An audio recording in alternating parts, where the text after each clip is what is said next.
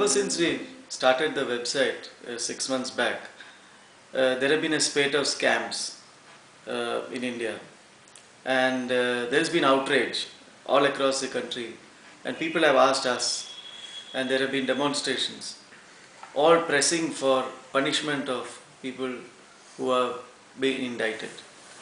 The question that I ask is there going to be a change? Are people actually going to get punished? Or are we going to forget this? Is it a 2020 match that we cannot remember the next morning? My own personal opinion is that unless we do something about the laws relating to corruption in our country, these jokers are not going to get punished. They are going to walk away scot-free, and you're not going to remember that after 5 years. Corruption is derived from two Latin words, cor. Now, cor means seriously, and rupt means seriously ruptured. Now, corrupt means seriously ruptured. When the system is seriously ruptured, that is corruption. Now, is there an international definition of corruption? Yes, there is. In December 2005, the United Nations brought into force the International Convention Against Corruption. Now, India is one of 140 countries that have signed the International Convention. What India recognizes as corruption is bribery of national public officials. India also recognizes embezzlement, misappropriation, and other diversion of property by a public official. India also recognizes the laundering of the proceedings of crime. India does not recognize many things that are contained in the UN Convention as corruption. For example, bribery of a foreign public official is not considered corruption in India. Trading in influence. If a politician or a bureaucrat picks up the phone and tries to influence the posting or transfer of somebody, it is not considered corruption in India. Abuse of functions, that is considered corruption according to the international definition. Illicit enrichment, that is considered corruption. Bribery in the private sector. If you pay a bribe, if you're in a private company and if you pay a bribe to another private company, that is not considered corruption in India. Corruption is a crime that can only happen if a government official is involved. Similarly, embezzlement of property in the private sector is not a crime in India. Concealment of money, but in India, no, that's not corruption.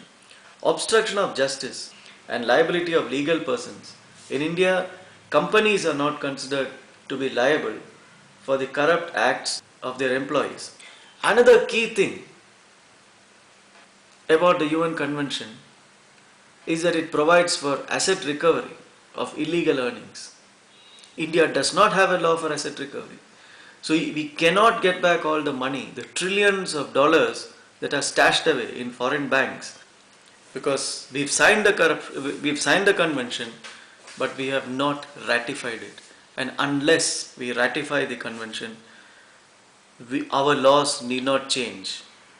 And India is just one amongst 18 countries which has not ratified the convention. Now, what will happen if we ratify the convention? Politicians, bureaucrats and businessmen who recommend and lobby will be punished. Politicians who call up the cops and judges to influence investigations and court cases can be jailed. Corrupt businessmen who bribe each other will be in jail too, and their companies will be punished. People who conceal their money will be caught. Money earned by the corrupt wrongfully will be forfeited. They cannot get away by paying tax on their illegal earnings. And if you pay a bribe abroad, you will still be punished under Indian law. So Indians will not be able to bribe anybody anywhere. Corruption undermines democracy and the rule of law. It leads to violation of human rights. It distorts markets. It erodes the quality of life. And it allows organized crime, terrorism, and other threats to human security to flourish.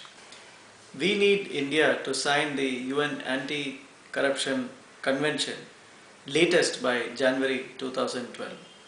We have a full year ahead of us. We want to collect 1 million signatures to put pressure on the Indian government to sign the convention. Please sign up today. Let's make a start. And please tell your friends and relatives to sign up on this campaign. If we don't raise our voices, we will not have a corruption-free India.